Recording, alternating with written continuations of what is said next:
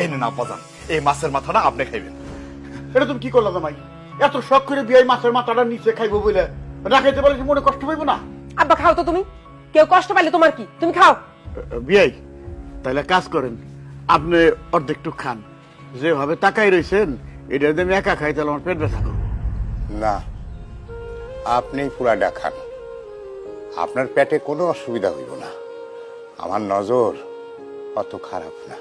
ঠিক আছে, আপনারা তো এত করে কই বেনিয়েছেন, তাইলে আমি খাই না কি গো বাবাজি? হ্যাঁ মানে খুব একটা খাই না, আবার না খাইলেও হয় না। কি রে আব্বা, আপনি উঠে যেতেছেন কেন? ডালটা খান, নেন। না, আজকে যা রান্না বান্না হয়েছে সবই তো তোমার শ্বশুরের কিনা। আমার আর খাওয়ার ইচ্ছা নাই। তুমি খাওয়া নিয়ে যে খুঁটা দিয়ে কথা কইছো